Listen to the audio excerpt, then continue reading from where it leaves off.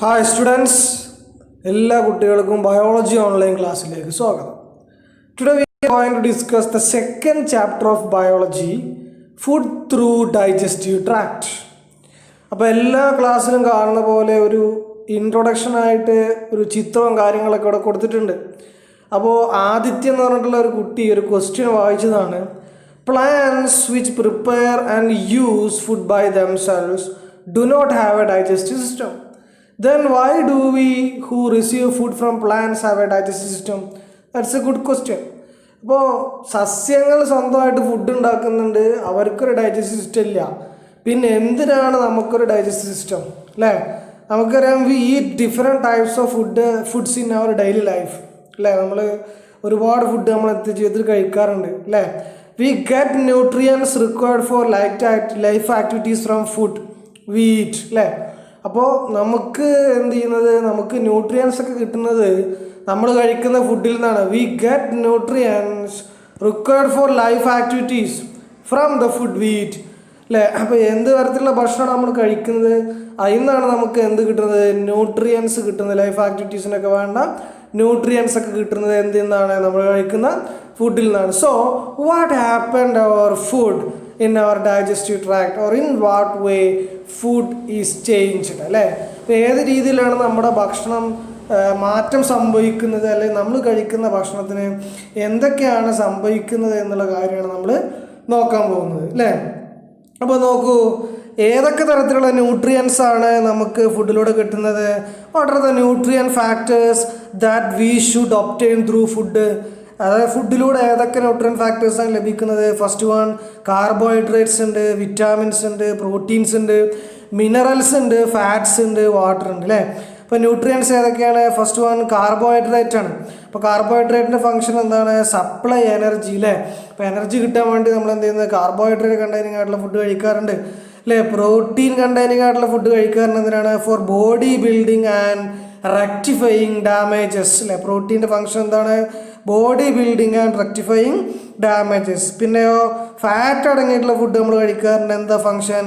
Supply energy കിട്ടാൻ വേണ്ടിയിട്ടില്ലേ നമ്മൾ കൊഴുപ്പ് അടങ്ങിയിട്ടുള്ള ഭക്ഷണം കഴിക്കാറുണ്ട്, അഥവാ ഫാറ്റ് കണ്ടെയ്നിങ് ആയിട്ടുള്ള ഫുഡ് നമ്മൾ കഴിക്കാറുണ്ട്. എന്താ ഫംഗ്ഷൻ? Supply energy. അതുപോലെ തന്നെ മിനറൽസ് കഴിക്കാറുണ്ട് അല്ലേ.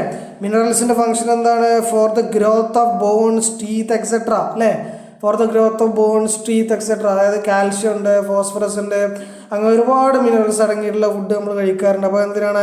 For the growth of bones and teeth and for the activities of nerves and muscles അല്ലേ. മിനറൽസിൻ്റെ ഫംഗ്ഷൻ എന്താണ്? For the activities of nerves and muscles. Next most important ആയിട്ടുള്ള ന്യൂട്രിയൻ്റ് ആണ് vitamins. Vitamins is used for the metabolic activities after digestion, metabolic activities after digestion and for the health of our eye. Mainly vitamin A is used for the health of our eye അല്ലേ. നമ്മുടെ കണ്ണിൻ്റെ കാഴ്ചക്ക് പ്രധാനമായിട്ട് സഹായിക്കുന്ന vitamin ഏതാണ്? Vitamins ആണ്.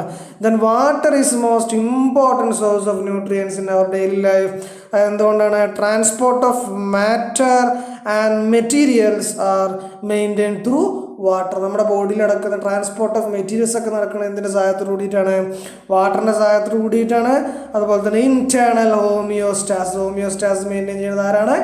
വാട്ടറാണ്. അപ്പോൾ ഇതാണ് ഫുഡിലൂടെ കിട്ടുന്ന ന്യൂട്രിയൻസ് എന്ന് മനസ്സിലാക്കുക. So we all know that food materials we eat are not absorbed as such by our body അല്ലേ. അപ്പോൾ ഏത് തരത്തിലുള്ള ന്യൂട്രിയൻസ് ആണ് കഴിക്കുന്നത്, അതേപോലെ എന്ത് ചെയ്യുന്നില്ല, നമ്മുടെ ബോഡിയിലോട്ട് എന്ത് ചെയ്യുന്നില്ല, അബ്സോർബ് ചെയ്യുന്നില്ല. These materials are not absorbed as such by our body. So what happen to that products in our body? എന്താണ് പിന്നെ നമ്മൾ കഴിക്കുന്ന ഭക്ഷണത്തിനൊക്കെ സംഭവിക്കുന്നത്? The digestion is occur to our food അല്ലേ. നമ്മൾ കഴിക്കുന്ന ഫുഡിന് എന്ത് സംഭവിക്കുന്നുണ്ട്?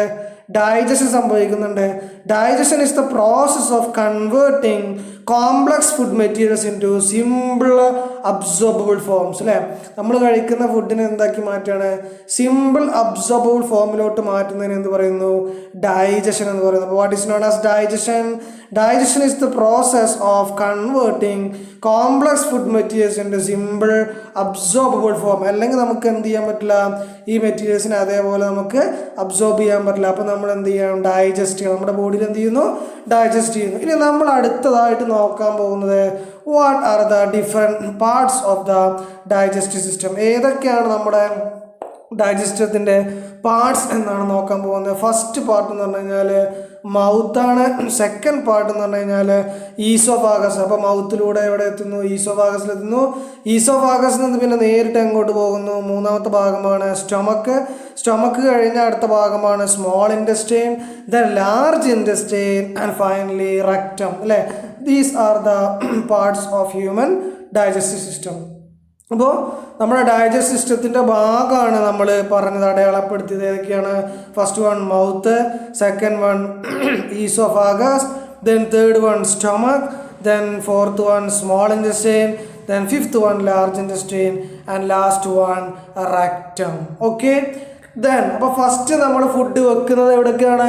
Food inside mouth. അല്ലേ? അപ്പോൾ ആദ്യമായിട്ട് ഭക്ഷണം കഴിക്കുമ്പോൾ നമ്മൾ വായേക്കാണ്ട് വെക്കും. അല്ലേ? അപ്പോൾ ഫുഡ് ഇൻസൈഡ് മൗത്ത്. അല്ലേ? അപ്പോൾ ഫസ്റ്റ് വായലാണ് വെക്കുന്നത്. What are the changes happen to the food inside the mouth?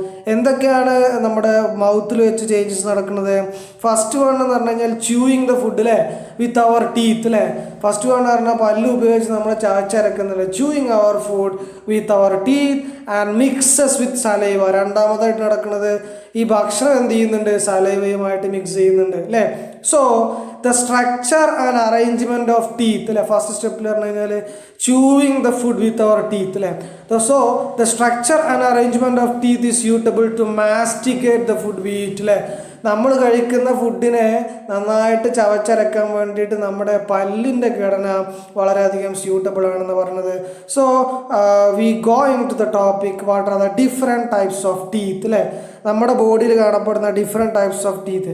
How many different kinds of teeth are there in man? Which are they? അല്ലേ? നമ്മുടെ ബോഡിയിൽ കാണപ്പെടുന്ന ഏതൊക്കെ ടൈപ്പ് ടീത്ത് ആണുള്ളത്? There are mainly 4 types of teeth are present in the man. അല്ലേ? മനുഷ്യന്മാരിൽ 4 type teeth ഉണ്ട്. First one എന്ന് പറഞ്ഞു കഴിഞ്ഞാൽ ഇൻസിസർ, സെക്കൻഡ് വൺ കാനൈന്, മൂന്നാമത്തതാണ് പ്രീമോളാർ, ഫോർത്ത് വൺ ആണ് molar. Mainly 4 types of teeth. What are the 4 types of teeth present in human beings? First one incisor, second one canine, third one premolar, then fourth one molar. Okay, then what is the function of incisor?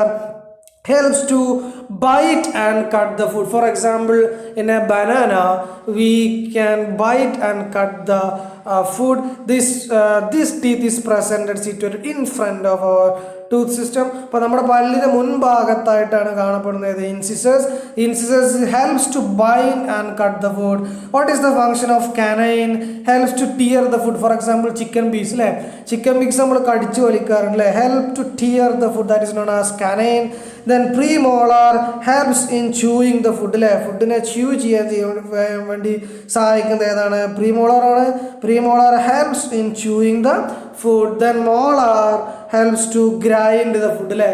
ഫുഡിനെ grind ചെയ്യാൻ വേണ്ടി സഹായിക്കുന്ന, ചവച്ചരക്കാൻ വേണ്ടി, ചോറൊക്കെ നമ്മൾ ചവച്ചരച്ചാണ് കഴിക്കാറ്, അതിന് വേണ്ടി സഹായിക്കുന്നതാണ് premolar and molar. Helps in chewing the food. Chewing the ഫുഡിന് സഹായിക്കുന്നത് പ്രീമോളാറാണ്.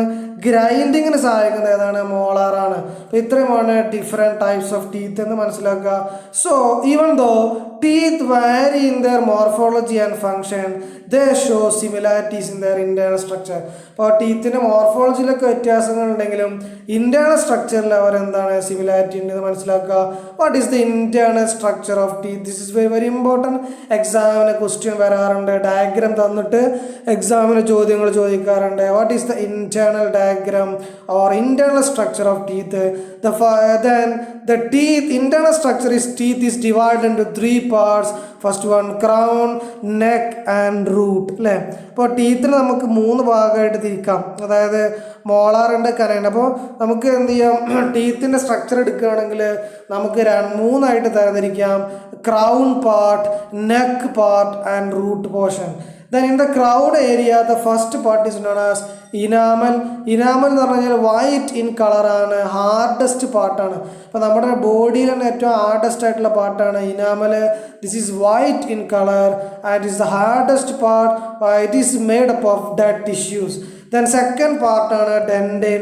ഡെൻഡൻ is the living tissue which forms the tooth. Tooth ഉണ്ടാക്കിയിട്ടുള്ള, പല്ലുണ്ടാക്കിയിട്ടുള്ള ലിവിങ് ടിഷ്യൂന്ന് പറയുന്ന പേരാണ് ഡെൻഡൻ. ദെൻ തേർഡ് പാർട്ട് എന്ന് പറഞ്ഞു കഴിഞ്ഞാൽ പൾപ്പാണ്. പൾപ്പ് എന്ന് പറഞ്ഞാൽ soft connective tissue seen in the pulp cavity. Pulp ക്യാവിറ്റിയിൽ കാണപ്പെടുന്ന സോഫ്റ്റ് കണക്റ്റീവ് ടിഷ്യൂ ആണ് എന്ത്? Pulp. The pulp contain blood vessels, lymph duct and nerve fibres. അപ്പോൾ ഇതിൽ എന്തുണ്ടായിരിക്കും? ബ്ലഡ് വെസൽസ് ഉണ്ടായിരിക്കും, ലിംഫ് ഡക്റ്റ് ഉണ്ടായിരിക്കും, അതുപോലെ തന്നെ നെർവ് ഫൈബേഴ്സ് ഉണ്ടായിരിക്കും. ഇതിന് ഏറ്റവും ഉള്ളിലായിട്ട് കാണപ്പെടുന്ന ഭാഗമാണ് cementum. Cementum is the calcium containing connective tissue that hold the tooth in the socket of the gum. അല്ലേ? അപ്പോൾ പല്ലിനെ അവിടെ ഉള്ളിൽ ഉറപ്പിച്ച് നിർത്താൻ സഹായിക്കുന്നത് ഏതാണ്? സിമൻഡമാണെന്ന് മനസ്സിലാക്കുക. അപ്പോൾ ഇത് നന്നായിട്ട് പഠിക്കുക. What are the different structures of then molar, tooth or internal structure of tooth. Okay അല്ലേ? ഇത്രയും കാര്യങ്ങൾ മനസ്സിലായല്ലോ. പല്ലിൻ്റെ ഘടന പരീക്ഷ ചോദിക്കാറുണ്ട്, പ്രത്യേകം മനസ്സിലാക്കുക. Then we have understood that how structure of the teeth is suitable to break down the food materials into smaller particles. Then അടുത്തായിട്ട് നമ്മൾ നോക്കാൻ പോകുന്നത് what is the role of tongue in this process അല്ലേ? അപ്പോൾ ഒരു ച്യൂയിങ്ങിന് അല്ലെങ്കിൽ പല്ലിൻ്റെ നമുക്കറിയാം teeth is break down the food materials in to smaller particles. What is the role of tongue in this process? ഈ പ്രോസസ്സിൽ ടങ്ങിൻ്റെ ഫംഗ്ഷൻ എന്താണ്? The tongue helps the teeth to masticate food materials അല്ലേ? അപ്പോൾ ടങ്ങിൻ്റെ ഫംഗ്ഷൻ എന്ന് പറഞ്ഞാൽ masticate food materials and mix them with saliva. അങ്ങനെ സലൈവയുമായിട്ട് മിക്സ് ചെയ്യുന്നു and masticate the food materials.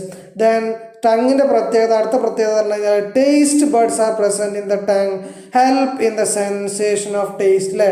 അപ്പോൾ ഒരു ചിക്കൻ കറി ആണെങ്കിലും ഒരു ലഡു ആണെങ്കിലും ഒരു ജിലേബി ആണെങ്കിലും ചോക്ലേറ്റ് ആണെങ്കിലും നമ്മൾ ടേസ്റ്റ് അറിയുന്നത് എന്തിൻ്റെ സഹായത്തോടുകൂടിയിട്ടാണ്?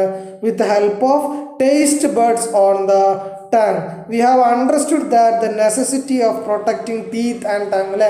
അപ്പോൾ നമുക്ക് മനസ്സിലായി പല്ലിൻ്റെയും നാവിൻ്റെയൊക്കെ സുരക്ഷയെ പറ്റി നമുക്ക് മനസ്സിലായി അല്ലേ? Which help in masticating and moving food in to the food pipe അല്ലേ? അപ്പോൾ ടങ് എന്ത് ചെയ്യുന്നു? Masticating and moving food in to the food pipe അല്ലേ? അപ്പോൾ നമുക്ക് എന്ത് ചെയ്യുന്നു? അടുത്തത് ഫുഡ് പൈപ്പിലൂടെയാണ് ഫുഡ് ചെയ്യുക അല്ലേ? അപ്പോൾ മാസ്റ്റിഗേഷന് വേണ്ടിയിട്ട് സഹായിക്കുന്നത് പോലെ തന്നെ moving food in to different regions are this function of എന്താണ്? എന്തിൻ്റെ ഫംഗ്ഷനായിട്ടാണ് പറയുന്നത്? അതായത് ടങ്ങിൻ്റെ ഫംഗ്ഷനായിട്ടാണ് നമ്മൾ പറയുന്നത്. ഓക്കെ, അടുത്തത് നമ്മൾ പറയൂ ടീത്തിൽ അല്ലെങ്കിൽ മൗത്തിൽ അടുത്തൊരു ഭാഗം കൂടി ഉണ്ട്. എന്താണ്? Saliva. What is the role of saliva in digestion? അതായത് our mouth waters the moment we think about chicken curry, laddu, jalebi etcetera അല്ലേ? അപ്പോൾ നമ്മൾ ടേസ്റ്റി ആയിട്ടുള്ള ഫുഡിനെ പറ്റി ചിന്തിക്കുമ്പോൾ നമ്മളെ വായിൽ എന്ത് വരാറുണ്ട്? വെള്ളം വരാറുണ്ട് അല്ലേ? അപ്പോൾ does saliva play any role in the digestion of food അല്ലേ?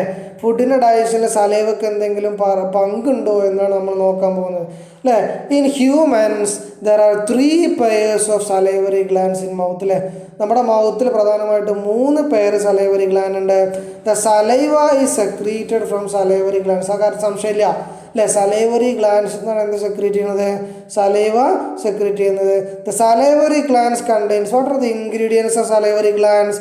Salivary glands contains mucus and the enzymes like salivary amylase and lysozyme. What are the enzymes present in saliva?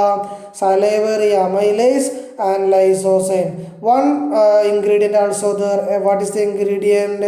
Mucus is also present in saliva. What is the function of mucus? Mucus makes the food slimy അല്ലേ? അപ്പോൾ ഭക്ഷണത്തെ വഴുവഴുപ്പുള്ളതാക്കി മാറ്റുന്ന ആരാണ്? Mucus ആണ്.